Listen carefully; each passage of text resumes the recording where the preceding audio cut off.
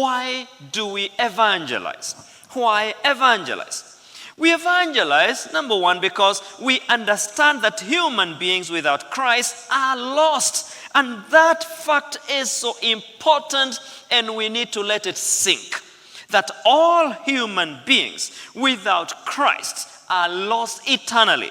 So if we do not catch that, we will always be casual when we are doing evangelism. But when we understand that our relatives, when they die without Christ, that our neighbors, when they die without Christ, that our other tribe across the other side of Kenya, that when they leave this world and they do not have Christ, they are lost. That then makes it urgent, and it makes us remember that all have sinned and have fallen short of the glory of God. That is an important fact. Paul Little, in one of his statements, said that witnessing then is that deep-seated conviction that the greatest favor I can do for others is to introduce them to Jesus Christ. Because they are lost without Jesus, then the greatest favor, according to Paul Little, that I can do for my friends, for my relatives, for my parents, for my children, is to introduce them to Jesus Christ. So we evangelize because we understand that human beings without Christ are lost. Secondly, we evangelize because we need to bear fruits for God. We need to bear fruits. In John chapter 15, verse number 5, John 15:5 says, I am the vine and you are the branches. If you remain in me and I in you, you will bear much fruit. Apart from me, you can do nothing.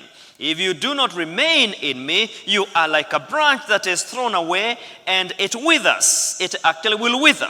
Such branches are picked, thrown into the fire and burnt. If you remain in me and my words remain in you, ask whatever you wish and it will be done for you. This is to my Father's glory, that you bear much fruit, showing yourselves to be my disciples.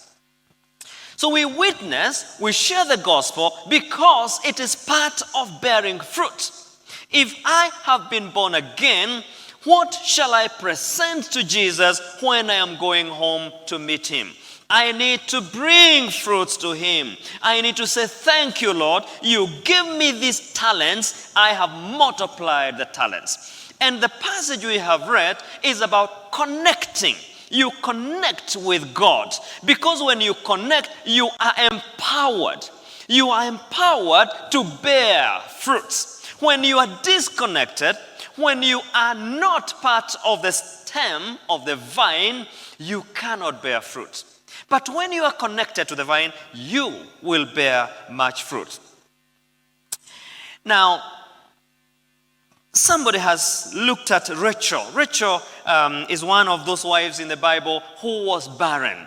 And Rachel prayed to God, give me children or I die. And this author has said, as barren Rachel cried, give me children or I die, so may none of you be content to be barren in the household of God.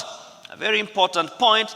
Cry and sigh until you have snatched some brand from burning. Because in Jude, we talk about snatching some from the fire. So cry out until you are able to snatch some burning brands out of the fire and have brought them, at least one sinner, to Jesus Christ, that so you also may have saved a soul from death and covered a multitude of sins.